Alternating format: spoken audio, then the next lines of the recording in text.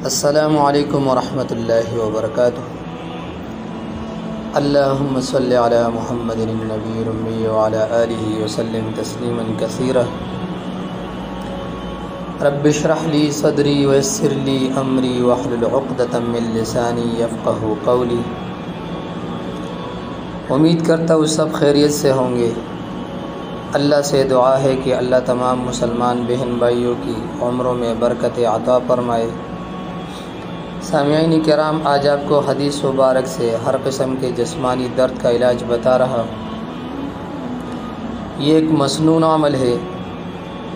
مسنون کا مطلب ہے وہ عمل جو حضور علیہ السلام مبارک کا معمول تھا۔ مسنون سے مراد ہے سنت طریقہ جو حضور علیہ السلام سے ثابت ہے۔ الحمدللہ ہم مسلمان ہیں، اپنے پیارے نبی صلی اللہ علیہ وسلم کے طریقوں اور سنتوں سے پیار کرتے ہیں۔ حضور علیہ السلام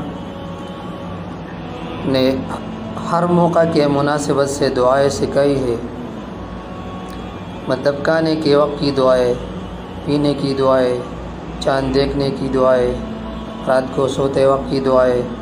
اسی طرح وہ دعائیں بھی سکھائی ہے کہ جب کسی انسان کو کوئی جسمانی تکلیف ہو یا تکلیف اور شر سے بچنے کی دعائیں ہمیں ہمارے پیارے نبی صلی اللہ علیہ وسلم نے سکھائی ہے۔ سامعین کرام، آج آپ کو اپنے پیارے نبی حضرت محمد مصطفیٰ صلی اللہ علیہ وسلم کی حدیث مبارک میں سے ہر قسم درد کی علاج بیان کر رہا ہوں۔ مثلاً اگر کسی کی پیٹ میں درد ہو، کمر میں درد ہو، پاؤں میں درد ہو، سر میں درد ہو، ہر قسم کی جسمانی درد کے لیے یہ مسنون دعا ہے۔ دعا کیا ہے؟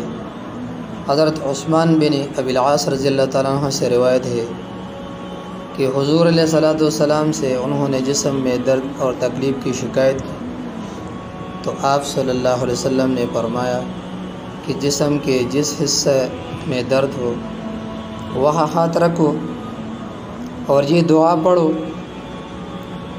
دعا پڑھنے سے پہلے 3 مرتبہ بسم اللہ پڑھے اور پھر 7 مرتبہ یہ دعا پڑھے۔ اعوذ بعزت اللہ وقدرتہ من شر ما اجد واحاذر۔